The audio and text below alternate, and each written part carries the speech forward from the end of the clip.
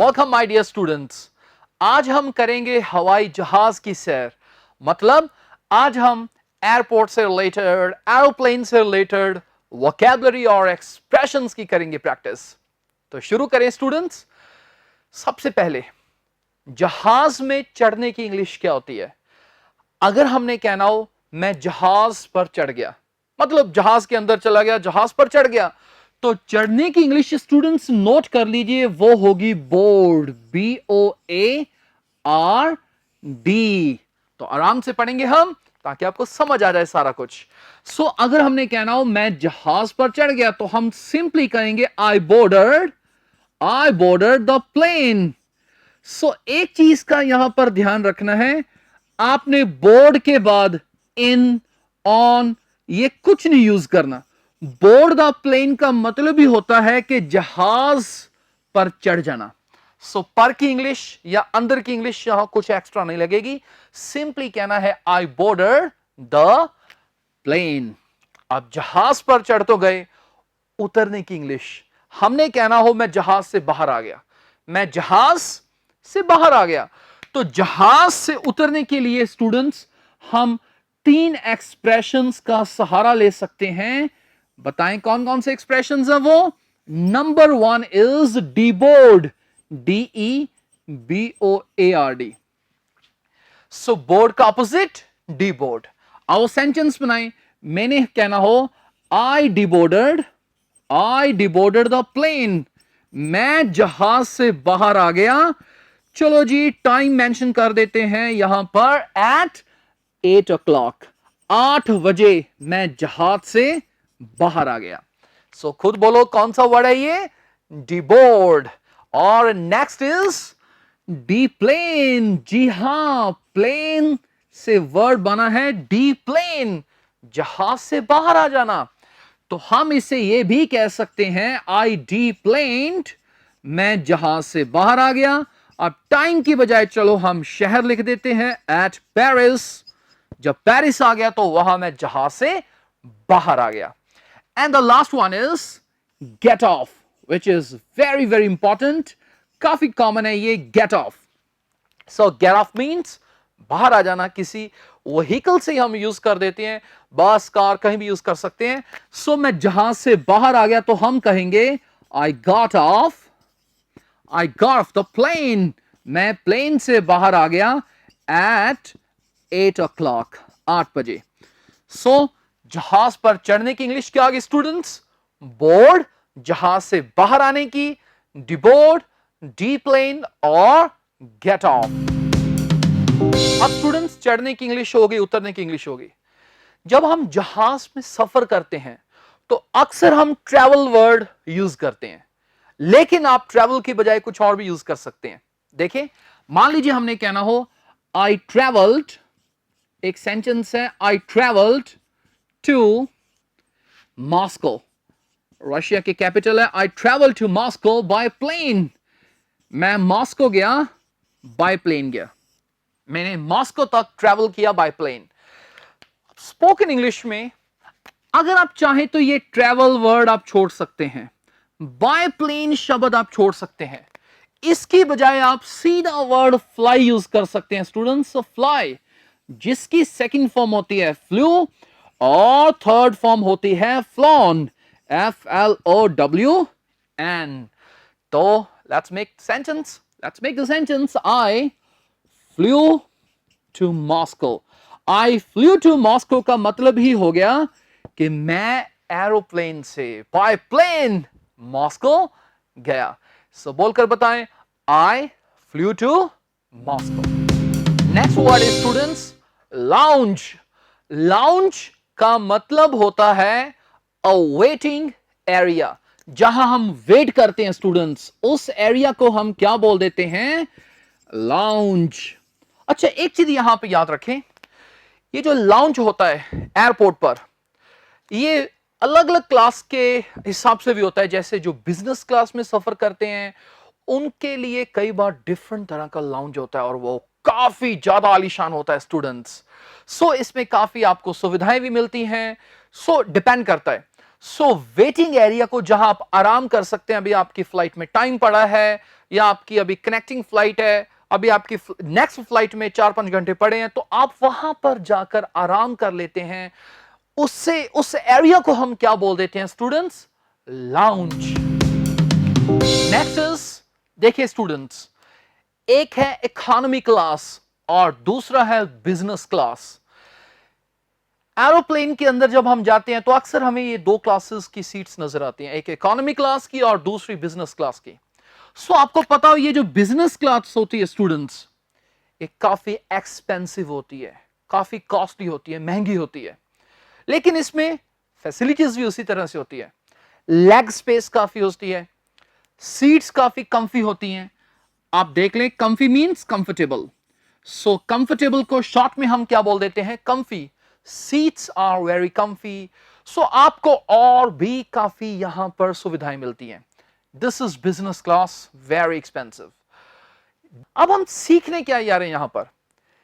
मान लीजिए सेंटेंस है, I was travelling in the economy class. Okay, I was travelling in the economy class. तो हम travel शब्द यहां पर छोड़ भी सकते हैं। जब हम किसी क्लास में ट्रैवल कर रहे हैं तो आपको ना तो ट्रैवल कहने की जरूरत है ना इन कहने की जरूरत है। यहां भी ट्रैवल और इन की बजाय आप सीधा वर्ड फ्लाई इस्तेमाल कर सकते हैं। आप कह सकते हैं I was flying the economy class. ये नोट कर लें स्टूडेंट्स, मैं इकोनॉमी क्लास में ट्रैवल कर रहा था, को हम ये भी कह सकते हैं I was flying the economy class. So I was flying the economy class means I was travelling in economy class. इसी प्रकार आप ये कह सकते हैं ही always travels in the business class को ही ऑलवेज फ्लाइज, वह हमेशा बिजनेस क्लास में ट्रैवल करता है, he always flies the business class. So आप चाहे तो ट्रैवल इन यूज कर सकते हैं, अदरवाइज उसकी बजाय आप स्टूडेंट्स सीधा वर्ड फ्लाई का इस्तेमाल कर सकते हैं। I was flying the economy class और he always flies the business class. Next one is check in counter. अब ये चेक इन काउंटर क्या होता है स्टूडेंट्स? जब हम एयरपोर्ट पर जाते हैं तो वहां अंदर एयरलाइंस के काउंटर्स बने होते हैं जहां हम बताते हैं कि भाई मैं पहुंच चुका हूं। वहां आपका पासपोर्ट, आपकी टिकट वगैरह चेक करते हैं और आपका सामान, लगेज वगैरह वो जमा करवा लेते हैं। सो उस काउंटर को हम चेक इन काउंटर बोलते हैं जहां आप चेक इन करते हैं। सो चेक इन आप एज अ वर्ब यूज कर सकते हैं। जैसे आपने कहना हो आई हैव जस्ट चेक्ड इन। मान लीजिए आप एयरपोर्ट पर चले गए और कुछ टाइम के बाद घर से फोन आया कि आप कहां पर हो, तो आपने कहा oh I have just checked in. I have just checked in means मैं एयरपोर्ट पर पहुंच गया और काउंटर पर जाकर मैंने चेक इन कर लिया। मींस अपना सामान वगैरह सारा डिपॉजिट करवा दिया और बोर्डिंग पास मुझे मिल चुका है। उस सारी प्रक्रिया को हम क्या बोलते हैं? Check in. और वर्ब को हम क्या बोलेंगे?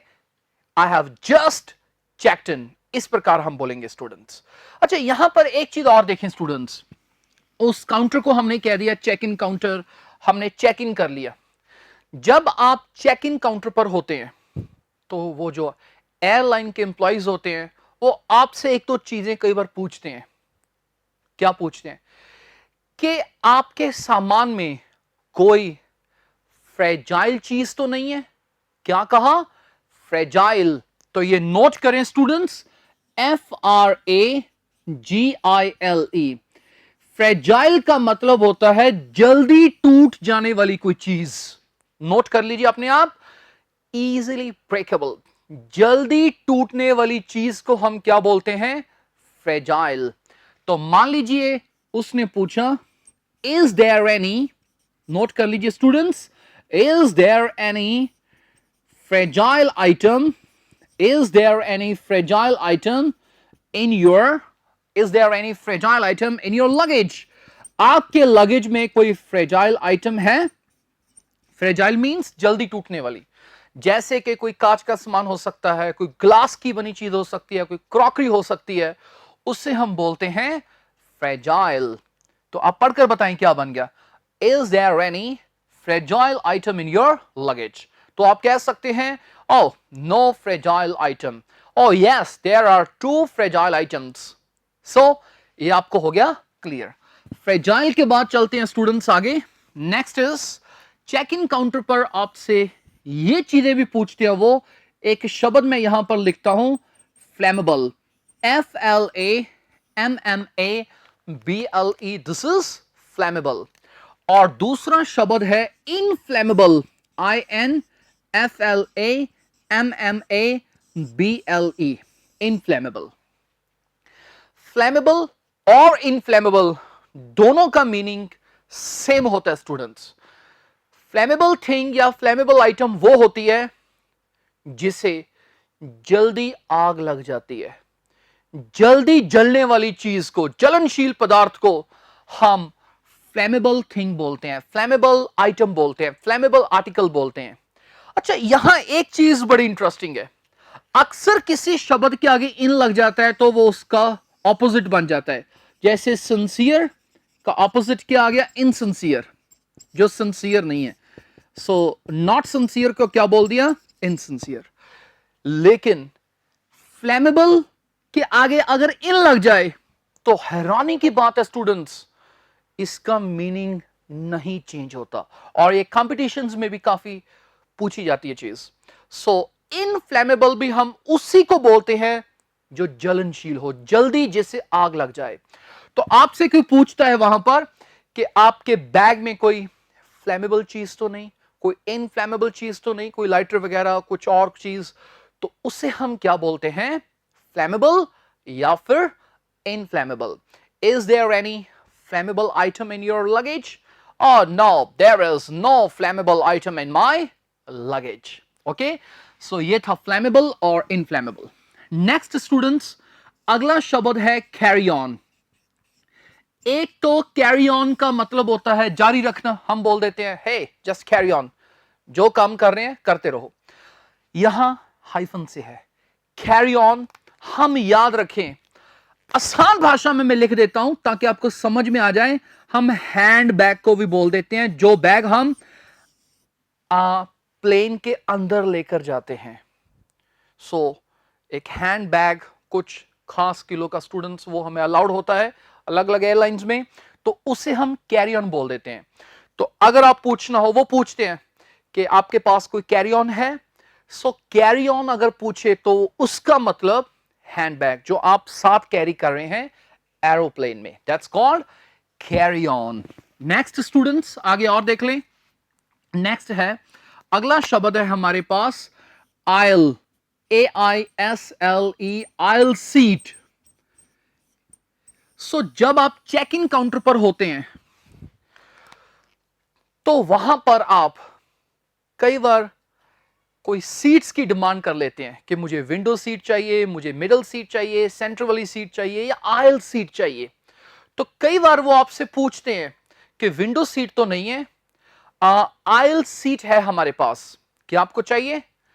Do you want the aisle seat? No, window seat is not available, so aisle seat है हमारे पास। तो कई बार लोगों को समझ में नहीं आता कि आयल सीट क्या होती है।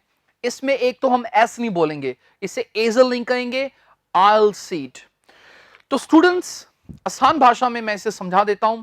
जैसे एरोप्लेन होता है, वहां सीट्स होती हैं, सीट से इधर है, जो बीच का छोटा सा कॉरिडोर बना होता है, जो रास्ता बना होता है, एक उस रास्ते को हम आयल बोलते हैं। जो उस रास्ते के कॉर्नर्स पर सीट्स होती हैं उन्हें हम आयल सीट्स बोलते हैं। सो रास्ता समझ गए, जब हम चलते हैं, एयर होस्टेसेस आती हैं, तो उस रास्ते को बोलते हैं आयल, और उस रास्ते के कॉर्नर पर जो सीट्स होती हैं उसे हम क्या बोलते हैं? Oil seats. और जो उधर विंडो की तरफ होती हैं, दैट्स कॉल्ड विंडो सीट्स। तो आप कह सकते हैं okay no problem, I can have an aisle seat, no problem, I can have an aisle seat. Next is flight attendants, crew members या कैबिन क्रू। सो जो एयरलाइन का स्टाफ होता है स्टूडेंट्स, जो पैसेंजर्स को सर्व करने के लिए होता है, उन्हें हम इन 3 एक्सप्रेशन से बुला सकते हैं। नंबर 1 फ्लाइट अटेंडेंट्स, हमने कहना हो इस प्लेन में 12 फ्लाइट अटेंडेंट्स है। नंबर 2 क्रू मेंबर्स, या फिर हम बोल सकते हैं कैबिन क्रू। अच्छा, एक चीज और, अगर हमने इसे मेल फीमेल में डिफरेंशिएट करना हो तो हम क्या कहेंगे? ये जो मेल्स होते हैं, एक तो इन्हें हम सिंपली कह सकते हैं male flight attendant. Male flight attendant हमने कहना, वहां एक मेल फ्लाइट अटेंडेंट था, वो काफी सपोर्टिव था, काफी कोऑपरेटिव था। ओके, मेल फ्लाइट अटेंडेंट के लिए ये वर्ड भी नोट कर लें स्टूडेंट्स, काफी आता है, स्टूअर्ड, STEWARD, स्टूअर्ड। सो अगर कोई कहे oh he is a steward, it means he is the male flight attendant। steward बोलकर बताएं, steward, steward। अब आगे आ जाएं, जो फीमेल होते हैं वहां पर, एक तो उन्हें हम बोल सकते हैं female flight attendant, female flight attendant. और क्या कह सकते हैं? एयर हॉस्टेस, ये तो हम सभी को पता ही है, ज्यादातर हम ये बोलते हैं एयर हॉस्टेस, लेकिन एक और इंपॉर्टेंट है, स्टूअर्ड का ही ऑपोजिट आ गया यहां पर, स्टूडेस, STEWARDESS। मैं से याद करवा देता हूं, स्टूडेस, और शी इज द स्टूडेस। स्टूडेस, मेरे साथ बोलिए, स्टूडेस, स्टूडेस। अगर कोई कहे कि वो स्टूडेस है, इट मींस वो स्टूडेंट नहीं है। Students means air hostess, air hostess. एक तो इससे एयर मत बोलना, एयर, स्टूडेंट्स। सो ये बहुत इंपॉर्टेंट है, स्टूअर्ड, और ये क्या है? Students. Okay students, seat belt बांधने की इंग्लिश क्या होती है? फ्लाइट अटेंडेंट्स जहाज की उड़ान भरने से पहले आपको बोलते हैं कि अपनी अपनी सीट बेल्ट बांध लें, तो सीट बेल्ट को बांधने की इंग्लिश होती है fasten. Yes, FASTEN, fasten the seat belt. इसे फास्टन मत कहना स्टूडेंट्स, इसमें हम टी नहीं बोलते, ये फास्टन नहीं है, ये क्या है? फासन। तो वो कहेंगे passengers fasten your seat belts, fasten. हमने कहना हो मैंने सीट बेल्ट बांध ली है, I have fastened, third form ed लग जाएगा यहां पर, I have fastened my seat belt, I have fastened my seat belt। Next word is fuselage। Yes, important, fuselage।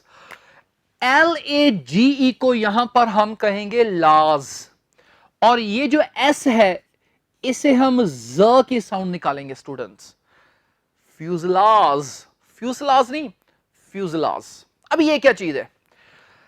इसे लिख लेते हैं स्टूडेंट्स, इसका मतलब है the main body part of an aircraft. Aircraft means जहाज। जहाज का जो मेन बॉडी पार्ट होता है, जहां पैसेंजर्स बैठते हैं, कार्गो होता है, सामान वगैरह होता है, उसे हम बोलते हैं फ्यूजलाज। मुझे ड्राइंग तो नहीं आती इतनी, पर मैं आपको थोड़ा सा इसे पिक्चर बनाकर समझाता हूं। मान लीजिए ये हमारा जहाज है, मान लीजिए स्टूडेंट्स, ओके, ये आ गया हमारा कॉकपिट। यहां कॉकपिट क्या होता है? यहां पायलट बैठते हैं, ठीक है। ये इसके विंग्स आ गए, विंग्स आ गए। ये जो मेन बॉडी पार्ट होता है, विंग्स को छोड़कर, कॉकपिट को छोड़कर, ये जो मेन बॉडी पार्ट होता है, यहां पैसेंजर्स बैठते हैं, फ्लाइट अटेंडेंट्स वगैरह बैठते हैं, सामान वगैरह रखा होता है, इसे हम बोल देते हैं fuselage. This is very important. क्या बोल देते हैं? फ्यूजलाज। हमने कहना हो कोरोना वायरस के कारण फ्यूजलाज को सैनिटाइज किया गया है अच्छी तरह से। सो एक्सीडेंट हो गया, oh my god, there was an accident. क्यों हो गया? क्योंकि फ्यूजलाज में एक क्रैक आ गया था।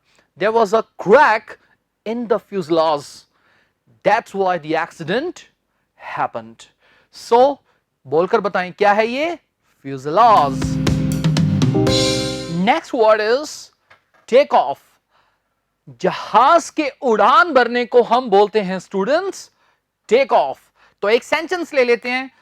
मान लीजिए हमने कहना हो द प्लेन, जहाज ने 10 बजे उड़ान भरी, मतलब रनवे से वो ऊपर की तरफ चला गया। द प्लेन, टेक ऑफ की सेकंड फॉर्म क्या आ गई यहां पर, took off. The plane took off at 10 o'clock। 10 बजे प्लेन ने उड़ान भरी। ये एज अ वर्ब यूज किया है। लेकिन टेक ऑफ को आप एज अ नाउन भी यूज कर सकते हैं। टेक ऑफ, ये जो सारी उड़ान भरने की प्रक्रिया होती है, इसे हम बोलते हैं टेक ऑफ। एग्जाम्पल के बिना आपको समझ में नहीं आएगा स्टूडेंट्स।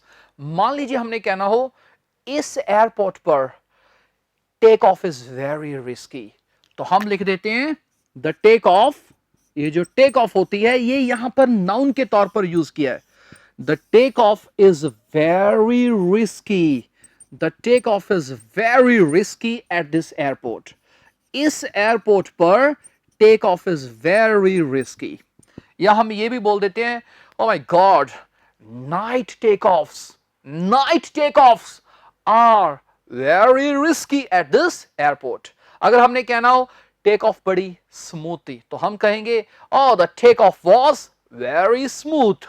अच्छा, एक चीज यहां पर स्टूडेंट्स मैं और बता दूं आपको, इसे मैं रब कर देता हूं। Take off as a noun use किया हमने। टेक ऑफ मींस उड़ान भरना, ये तो हमने सीख लिया।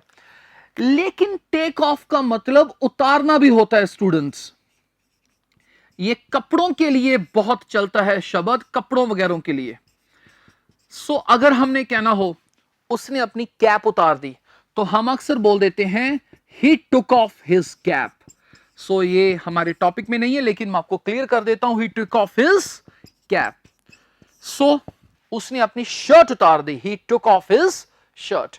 लेकिन हैरानी की बात यह है, अगर हमने पहनना हो किसी चीज को, तो हमें लगता है टेक ऑफ मींस उतारना, शायद पहनने की इंग्लिश होगी टेक ऑन। लेकिन याद रखें स्टूडेंट्स, पहनने के लिए हम यूज करते हैं पुट ऑन। जी हां, पुट ऑन यूज करते हैं।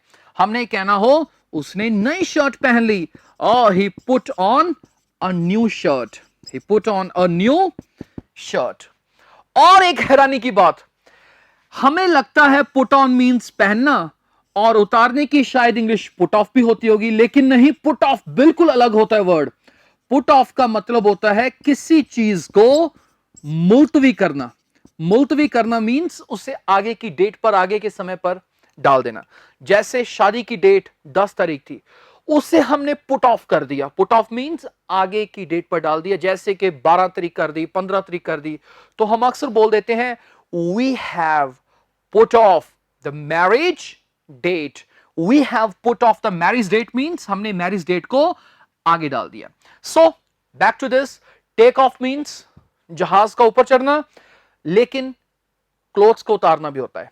पहनने के लिए पुट ऑन, पुट ऑफ मुलतवी करना। सो आई होप आपको समझ में आ गया स्टूडेंट्स। नेक्स्ट स्टूडेंट्स, जब एरोप्लेन एयरबॉर्न हो जाता है। एयरबॉर्न मींस जब हवा में चला जाता है। अच्छा, एयरबॉर्न के स्पेलिंग हम कहेंगे AIRBORNE।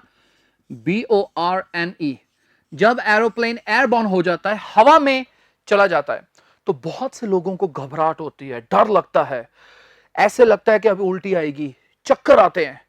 इन सब की इंग्लिश हम करने जा रहे हैं। तो सबसे पहले आप नोट कर लीजिए स्टूडेंट्स, ये हमारा एक्सप्रेशन है फील नॉजिया। कुछ देशों में इसे नॉजिया बोलते हैं और कुछ देशों में इसे बोलते हैं नॉसिया। तो हमने लिखा इसे फील नॉजिया। जब कोई इंसान नॉजिया फील करता है, इट मींस उसे घबराहट हो रही है और ऐसा लग रहा है कि बस अब उसे उल्टी आएगी।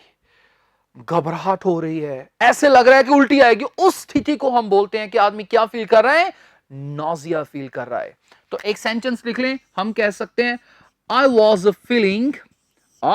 Feeling nausea. मैं नॉजिया महसूस कर रहा था, मेरा काफी ज्यादा मुझे घबराहट हो रही थी और ऐसा लग रहा था कि मुझे बस अभी वॉमिटिंग आएगी। तो उसे हम बोल देते हैं आई वॉज फीलिंग नॉजिया। हम पूछते भी हैं आर यू फीलिंग नॉजिया, क्या आपको ऐसा लग रहा है कि आपको उल्टी आएगी, आपको घबराहट हो रही है? तो ये है फील नॉजिया। और चक्कर आने की इंग्लिश स्टूडेंट्स हम अक्सर दो लिखते हैं। Number 1 feel giddy, GIDDY, feel giddy. और नेक्स्ट है फील डिजी, दोनों लगभग सेम है, फील गिडी और फील डिजी। नोट कर लें स्टूडेंट्स, फील गिडी और फील डिजी। जब कोई इंसान गिडी महसूस करता है, इट मींस उसे चक्कर आ रहे हैं। ओके, तो हम एक सेंटेंस लिख लेते हैं, I am feeling giddy. I am feeling giddy means मुझे चक्कर आ रहे हैं। I am feeling giddy, GIDDY। या I am feeling dizzy, I am feeling dizzy. आगे चलते हैं स्टूडेंट्स, नेक्स्ट इज ये है फील गिडी और फील डिजी। अच्छा, अब हम कुछ वर्ड्स डर से रिलेटेड करते हैं। ठीक है, डर की इंग्लिश एक तो होती है फियर, लेकिन यहां आप 3 वर्ड्स नोट कर लीजिए students. Number 1 is acrophobia, next one is aerophobia, AEROPHOBIA। Phobia का मतलब होता है डर, ये आप नोट कर लें, मैं डिटेल में समझाऊंगा। फोबिया मींस डर। और नेक्स्ट है हमारे पास क्लॉस्ट्रोफोबिया, CLAUSTROPHOBIA, क्लॉस्ट्रोफोबिया। अब हम ये 3 शब्द पढ़ने जा रहे हैं स्टूडेंट्स। नंबर 1 एक्रोफोबिया, एरोफोबिया और क्लॉस्ट्रोफोबिया। फोबिया का मतलब है डर, फियर। किसी भी शब्द के पीछे फोबिया लग जाए, ये तो हमें समझ में आ गया, डर। किसी शब्द के आगे एक्रो लग जाए, एक्रो का मतलब होता है ऊंचाई से रिलेटेड, हाइट से रिलेटेड। जब किसी को हाइट से डर लगे, ऊंचाई से डर लगे, तो उस डर को हम एक्रोफोबिया बोलते हैं स्टूडेंट्स। हम अक्सर बोल देते हैं कि इस बंदे को ना एक्रोफोबिया है, ऊंचाई से डर लगता है। जरूरी नहीं एरोप्लेन में बैठकर ऊंचाई से डर, कहीं भी माउंटेन से, बिल्डिंग पर। कई लोग होते हैं जब वो एरोप्लेन में बैठकर विंडो से नीचे देखते हैं तो हाइट के कारण उन्हें बहुत डर लगता है। उस हाइट के कारण डर को हम क्या बोलते हैं? एक्रोफोबिया। अगर हमने कहना हो यार मुझे एक्रोफोबिया बहुत ज्यादा है, oh I have a severe problem of, severe का मतलब है सीरियस, बहुत ज्यादा, मुझे काफी प्रॉब्लम है एक्रोफोबिया की। आई have a severe problem of acrophobia. ठीक है, नेक्स्ट है एरोफोबिया। एरो का संबंध होता है एयर से। सो बहुत से लोगों को हवा में रहने से या हवा में सफर करने से डर लगता है। जरूरी नहीं ऊंचाई से, हवा से रिलेटेड है ये। उस डर को हम क्या बोल देते हैं? एरोफोबिया। जैसे कि एरोप्लेन्स में कई लोग बैठते नहीं because of aerophobia. Next is claustrophobia. ये इंपॉर्टेंट है स्टूडेंट्स। फोबिया मींस डर, क्लॉस्ट्रोफोबिया क्या होता है? बंद चीजों से डर। नोट कर लीजिए, जब किसी इंसान को बंद चीजों से डर हो, उसे हम बोलते हैं, उस डर को बोलते हैं हम क्लॉस्ट्रोफोबिया। बंद चीजों मींस जहां हम अपनी मर्जी से बाहर अंदर नहीं जा सकते। जैसे एरोप्लेन होता है, जब एरोप्लेन टेक ऑफ कर गया तो आपको जितना मर्जी डर लगे, आप अपनी मर्जी से बाहर नहीं जा सकते। सो कई लोगों को इन एनक्लोज्ड चीजों से, बंद चीजों से डर लगता है। उन्हें लगता है कि अब मैं अपनी मर्जी से बाहर नहीं निकल सकता। उस प्रकार के डर को क्या बोलते हैं? क्लॉस्ट्रोफोबिया। जरूरी नहीं प्लेन में, लिफ्ट में हो सकता है। बहुत से लोग लिफ्ट में चढ़ते नहीं है, क्यों? उन्हें क्लॉस्ट्रोफोबिया होता है। उन्हें लगता है कि अब ये लिफ्ट चल पड़ी, मैं अपनी मर्जी से बाहर नहीं जा पाऊंगा और मुझे लगता है कि मैं बंद हो चुका हूं एक प्लेस पर। सो उस डर को हम क्या बोलते हैं? क्लॉस्ट्रोफोबिया। सो एरोप्लेन में बैठने से कई लोगों को क्या होता है? क्लॉस्ट्रोफोबिया। बोलकर बताएं स्टूडेंट्स, क्या है ये? क्लॉस्ट्रोफोबिया। क्लॉस्ट्रोफोबिया। और बोले क्या है ये? क्लॉस्ट्रोफोबिया। और नेक्स्ट शब्द है स्टूडेंट्स, थोड़े से शब्द रह गए हमारे पास। turbulence, TURBULENCE, this is called turbulence। turbulence क्या होती है? उथल पुथल। जब प्लेन चलता है ना, कई बार खराब मौसम के कारण, बिकॉज ऑफ बैड वेदर, जहाज की शेकी मूवमेंट्स होती हैं, जहाज ऐसे ऐसे हिलता है, उथल पुथल सी होती है जहाज की। उस उथल पुथल को हम क्या बोल देते हैं? अपनी भाषा में लिख लीजिए, उथल पुथल। उसे हम बोल देते हैं टर्बुलेंस। मान लीजिए हमने कहना हो यार मैं तो डर गया था। किस चीज से डर गया था भाई? इस जहाज की टर्बुलेंस से मेरा तो जी घबरा रहा है। Oh I am feeling nausea. क्यों? Because of this turbulence. This turbulence is very scary. Scary का मतलब होता है डरा देने वाली। अरे ये टर्बुलेंस तो भाई बहुत स्कैरी है। स्कैरी मीन्स डरा देने वाली। This turbulence of the plane is very scary. So turbulence means uthal puthal. Okay students, next is, आगे चलते हैं हम, एक और शब्द है दैट्स रिक्लाइन। ये सीट्स वगैरह के लिए हम काफी यूज करते हैं, रिक्लाइन द सीट। सीट को रिक्लाइन करने का मतलब होता है सीट को पीछे की तरफ करना। हम अक्सर कहते हैं भाई लंबी फ्लाइट है, सीट को पीछे कर और कुछ टाइम के लिए सो जा, आराम कर ले, और just recline the seat and take rest. Recline the seat का मतलब होता है सीट को पीछे करना, that's called recline the seat. तो हम सेंटेंस ले लेते हैं, मान लीजिए हमने कहना हो आई रिक्लाइंड द सीट, मैंने सीट को पीछे कर लिया। लीनिंग पोजीशन में करना, उससे सीट ऐसे, उससे पीछे हम कर लेते हैं, तो दैट्स कॉल्ड रिक्लाइन करना स्टूडेंट्स, उसे हम क्या बोल देते हैं, रिक्लाइन करना। ओके, अब आगे चलते हैं। जब स्टूडेंट्स लैंड हो जाता है जहाज, ओके, तो हम अपना सामान जो हमने डिपॉजिट किया होता है पहले चेक इन काउंटर पर, अक्सर हम उसे वापस लेने जाते हैं। तो ये जो सामान हम लेते हैं वो बेल्ट से लेते हैं, लेकिन एक्चुअली उसका नाम होता है कैरोसल। नोट कर लीजिए, एक और शब्द लिख लेता हूं, कन्वेयर बेल्ट। आसान भाषा में इसे हम बेल्ट बोल देते हैं, बट टेक्निकली हम ये बोलते हैं, नोट कर लीजिए, कैरोसल। मैं आपको याद करवा देता हूं, कैरोसल, CAROUSEL, क्या है ये, कैरोसल। कैरोसल वैसे कोई भी घूमने वाली चीज होती है, उसे हम क्या बोल देते हैं, कैरोसल। सो आपने देखा होगा एयरपोर्ट्स पर कि बेल्ट होती है ना एक बड़ी सी, वहां पर आपका सामान रोटेट करता रहता है, आप जाते हैं, अपना सामान को रिकॉग्नाइज करते हैं और उठाकर ले आते हैं। सो उस बेल्ट को हम कैरोसल बोल देते हैं, या हम कन्वेयर बेल्ट बोल देते हैं, या सिंपली हम कई बार बेल्ट बोल देते हैं। तो एक सेंटेंस ले लेते हैं स्टूडेंट्स, हमने कहना हो आई पिक्ड माई लगेज, मैंने अपना लगेज उठा लिया, I picked my luggage from the carousel,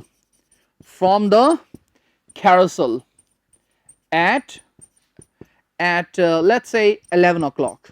11 o'clock पर मैंने कैरोसल से अपना सामान उठा लिया। अच्छा, कैरोसल एक प्रकार का झूला भी होता है बच्चों, जो घूमता है। सो आप देख सकते हैं, carousel means belt. Okay, so this is clear. तो स्टूडेंट्स, अब हम चलते हैं हमारे लास्ट वर्ड पर, again very important, jet lag, JETLAG, jet lag. तो स्टूडेंट्स, जेट लैग का मतलब होता है बहुत ज्यादा थकावट, जो कि प्लेन में सफर करने से होती है, प्लस डिफरेंट टाइम जोन्स की वजह से भी होती है। उस थकावट को हम क्या बोल देते हैं, जेट लैग। मान लीजिए आप टोरंटो तक गए, कनाडा तक गए, दिल्ली से आप कनाडा गए। सो यहां हम, पता है हमें कि वहां दिन रात का फर्क है, 12-12 घंटों का फर्क है स्टूडेंट्स। तो एक तो फ्लाइट इतनी लंबी होती है, थकावट होगी, और वहां टाइम जोन भी डिफरेंट होता है।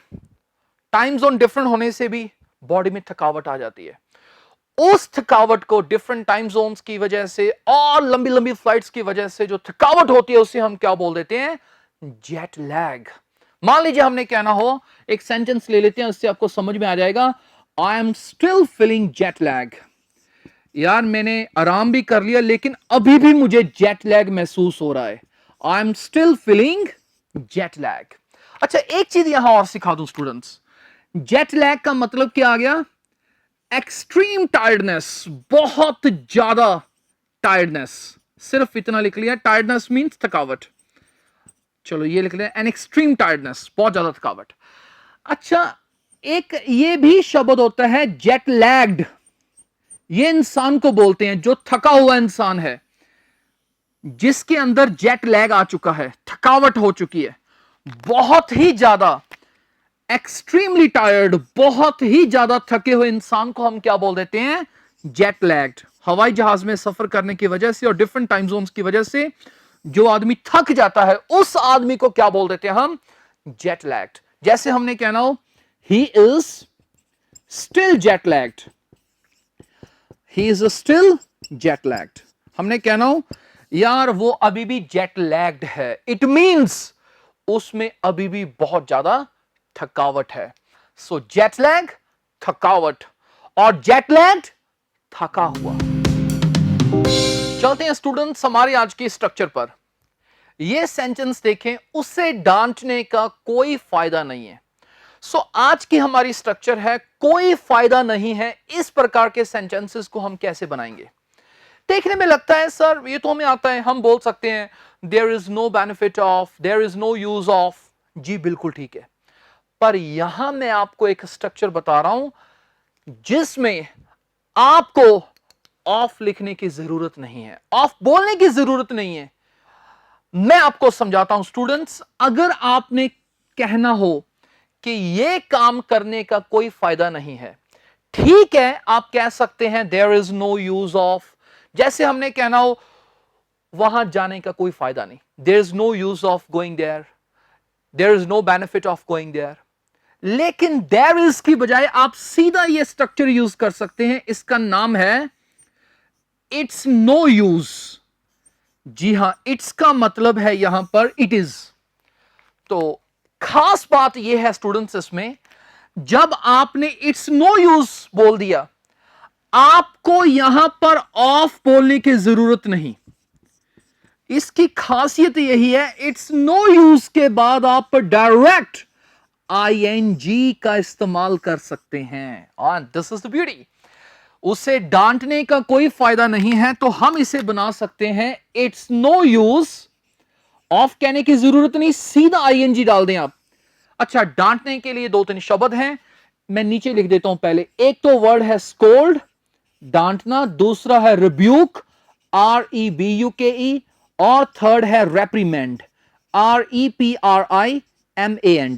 पहले मुझे बोलकर बताएं, स्कोल्ड, रिब्यूक और रेप्रीमेंड। स्कोल्ड, रिब्यूक और रेप्रीमेंड मींस डांटना। अब इसके बाद डायरेक्ट आईएनजी डाल दें, it's no use scolding him, it's no use scolding him या रिब्यूकिंग हिम या रेप्रीमेंडिंग हिम। उससे डांटने का कोई फायदा नहीं, आपको यहां पर ऑफ का इस्तेमाल करने की जरूरत नहीं। और ये बहुत अच्छी स्ट्रक्चर है स्टूडेंट्स, आप यूज कर सकते हैं।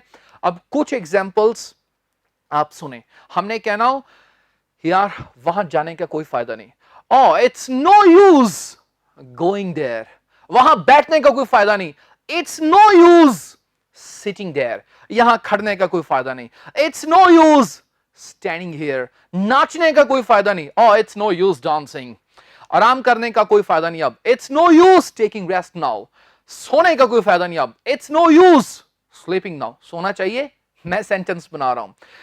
क्रिकेट खेलने का कोई फायदा नहीं, it's no use playing cricket now. So it's no use means इस चीज का कोई फायदा नहीं, डायरेक्ट आईएनजी आप यूज कर सकते हैं, उसे बुलाने का कोई फायदा नहीं। इट्स नो यूज बुलाने मींस बातचीत करने का, it's no use talking to him, it's no use, it's no use, और लास्ट में ये बोलकर बताएं, it's no use scolding him, it's no use. Thank you very much.